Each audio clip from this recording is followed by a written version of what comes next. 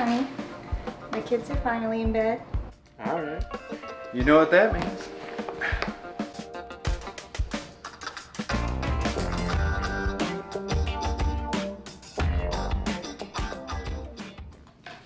We get to clean like we got company coming over.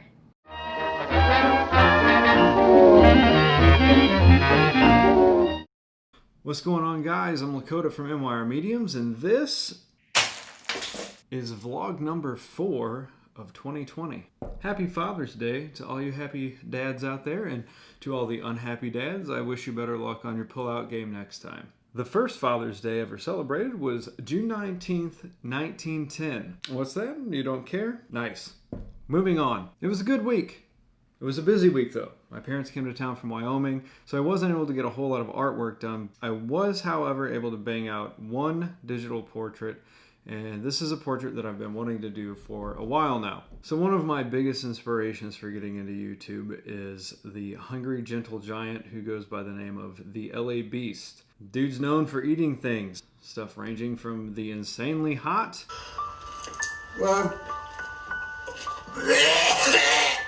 to things gross enough to make Andrew Zimmerman gag. It's like a hard-boiled egg, except it's a lamb testicle. He also eats things that just don't make any sense whatsoever. The LA Beast is a professional competitive eater, and he holds 10 world records with Guinness, one of which is fastest time to drink a bottle of syrup, which he set in 2017. He also throws up a lot.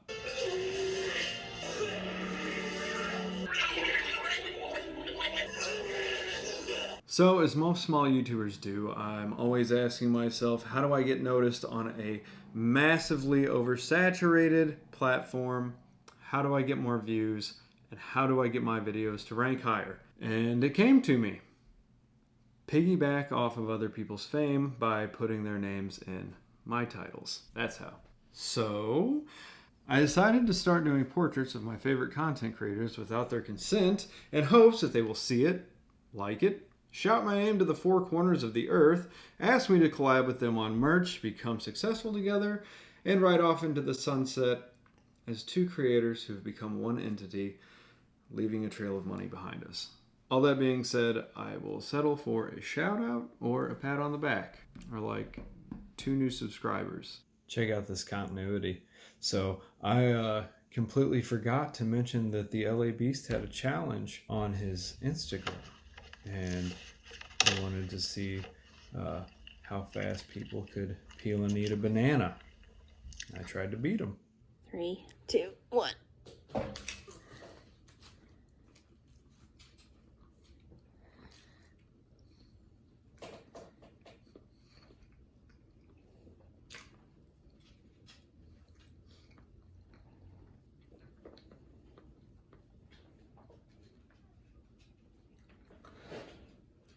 I failed. Man, that's filling. I probably should have done that before I ate my sandwich. All right, there's no way I beat him. What else happened this week? I started a TikTok. Can I have a peppermint? You can have a peppermint. That's too hot for me. Hey! Have you guys ever heard of Snapchat? I got one of those now. I've never had it before. Honestly, up until I downloaded it, I genuinely thought that it was just to send unsolicited dick pics. I mean, it's probably still for that, but I have it now. Speaking of lewd photography, I also started an OnlyFans. Oh yeah, dig them toes in that yolk. You got it. Uh-huh. By the way, I have no real idea how to use any of these things. I'm not joking. I literally just got a Snapchat. Never had one before, and just figured out how to send messages. Like, people were sending me messages, and I could reply to them. And I'm an idiot when it comes to technology.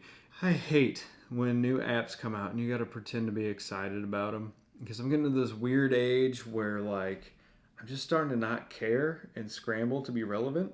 Started to realize here recently that I'm like like actually becoming a dad-like figure.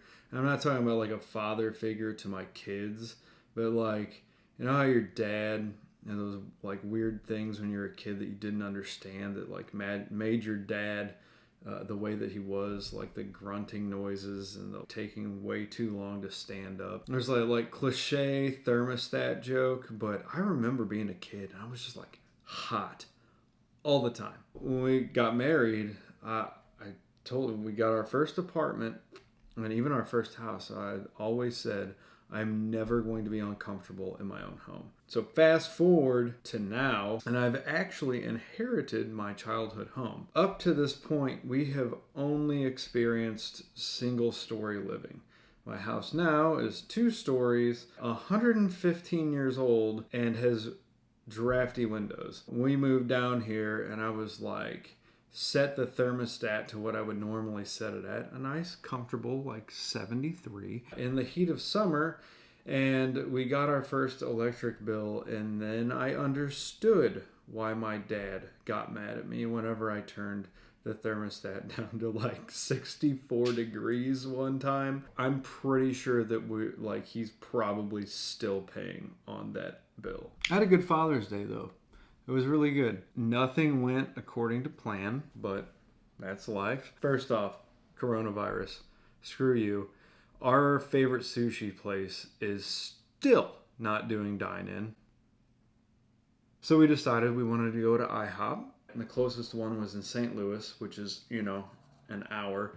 Then we looked at Denny's, and the closest one is in Arnold, which is a tad bit closer. So we're like, let's go to Denny's. Hop in my car, just get on the highway, my air conditioner goes out. We are coming up on the hottest part of the summer, and my AC went out. But other than that, got barbecue. It was decent. Big Dick's, he did a good job. After that, since it was super expensive and they did not have a kids menu, we took our barbecue, got into our searing hot car, and drove to McDonald's and got the kids McDonald's. It turned out great.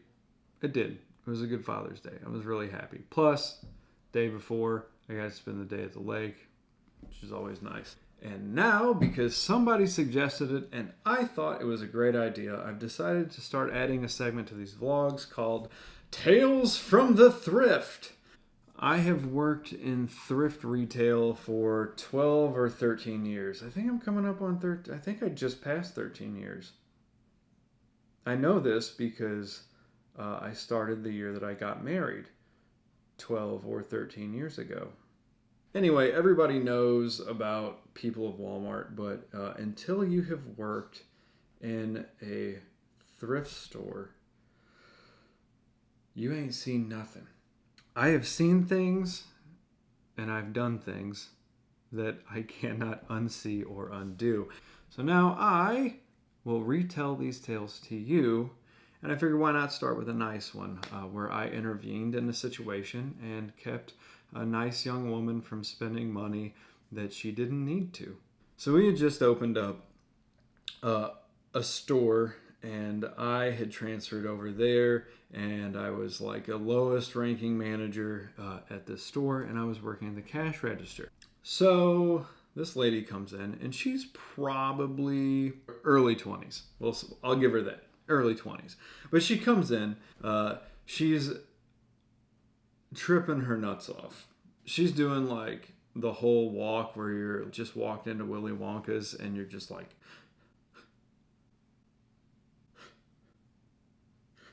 so she walks past me through Wonderland and goes back to our wares section. I don't see her for a while, and I'm checking people out, and then nobody's there, and here she comes, this little hippie chick just right up to my register. She has no iris. It is all pupil. But I look at what she's put in front of me, and it's just a random assortment of garbledygook. I don't know what came over me, but I can do this thing where it sounds like a record player played backwards. She asked me, how much for all of this? So I go up on my tippy toes and look down at her and go, and she goes, and then just books it out the door. I saved her like $4.50. So I actually helped her. Her therapist will probably say otherwise, but it had to have been this poor girl's first time, because like, you don't just gobble down a bunch of acid and then go into a store by yourself. That's just not something you do. That seems terrifying. Anyway, that's my tale of Acid Girl. That's what I call that one. Well, guys, thank you so much for watching. I really appreciate it. And LA Beast, if you ended up viewing this, let me know what you thought of the portrait. If anybody else is interested in a digital portrait, send me a message on Facebook or Instagram or YouTube. Can you send messages on YouTube? I don't understand technology. I don't get it. I don't understand half the things that I do. It just magically appears in front of me and I say, oh, thank goodness. Yeah. Have a good day. No, I can't do that. That's straight up plagiarism. Have a good night, everybody.